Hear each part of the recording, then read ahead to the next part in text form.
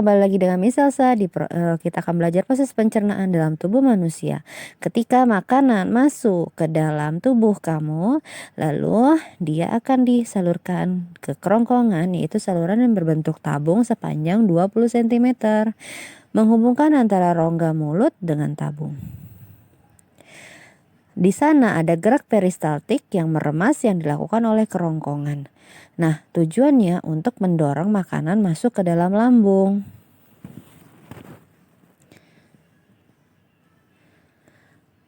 Di dalam lambung, organ pencernaan yang paling elastis berbentuk seperti kantong.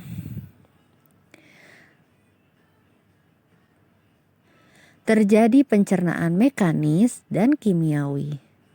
Pencernaan mekanis dilakukan oleh dinding lambung yang meremas dan mengaduk makanan. Sementara pencernaan kimiawi dilakukan oleh getah lambung dan mengandung 3 enzim pepsin, renin, dan asam klorida. Enzim pepsin mengandung protein yang akan diubah menjadi pepton. Enzim renin mengandung protein susu yang akan dirubah menjadi kasein. Asam klorida HCl mengasamkan makanan dan membunuh kuman. Selanjutnya, enzim makanan itu akan turun ke usus halus. Usus halus itu terbagi menjadi beberapa bagian. Usus ini terpanjang karena panjangnya 6-7 meter. Terdapat cairan khusus untuk penyempurnaan pencernaan makanan. 3 bagian usus halus itu ada 12 seri, usus kosong, dan usus penyerapan. Usus 12 jari atau duodenum. Panjangnya 25 cm untuk mencerna makanan dengan bantuan getah pankreas dan getah empedu. Pankreas menghasilkan beberapa enzim. Pertama, enzim amilase, zat tepung atau amilum akan dirubah menjadi zat gula atau glukosa. Enzim tripsin, pepton dirubah menjadi asam amino. Selanjutnya enzim lipase, lemak, dirubah menjadi asam lemak dan gliserol. Getah empedu.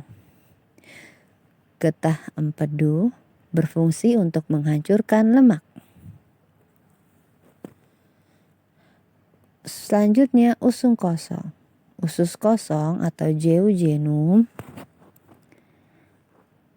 panjangnya 2,5 meter, mencerna lebih lanjut makanan yang dicerna oleh usus 12 jari. Usus penyerapan, tempat penyerapan sari-sari makanan. Nah, kita lihat lebih detail. Jadi seperti ini, jika makanan diproses di dalam darah.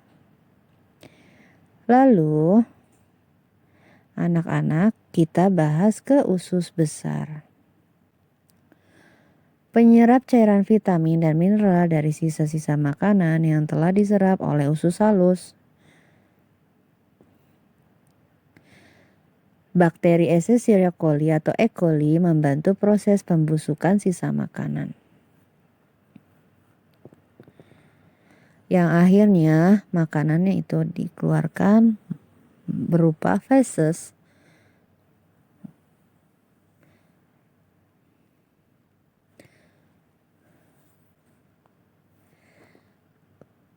Pada ujung sistem pencernaan terdapat rektum, tempat penyimpanan feses sementara.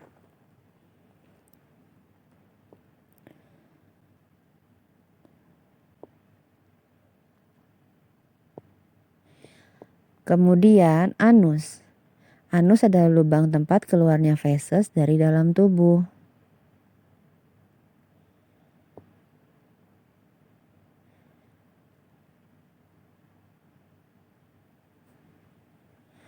Oke. Saat ini ketika kamu merasakan perut kamu sakit,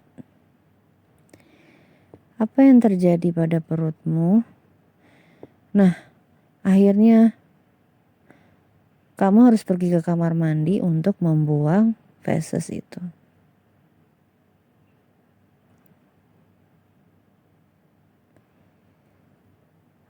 Oke anak-anak, kita akan membahas selanjutnya mengenai gangguan sistem pencernaan.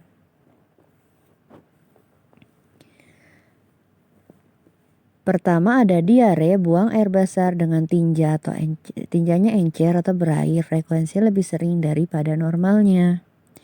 Yang kedua pada ini rasa perih yang muncul pada dinding lambung, mual, muntah, dan perut kembung yang dikarenakan makan yang tidak teratur. Ambeien, gangguan pembengkakan di pembuluh vena di sekitar anus. Hepatitis, penyakit yang terjadi akibat infeksi virus pada hati. Keracunan makanan terjadi karena pengaruh beberapa bakteri pada makanan. Oke, sekarang kerjakan halaman 204 sampai 206 ya. Sampai jumpa di pertemuan berikutnya.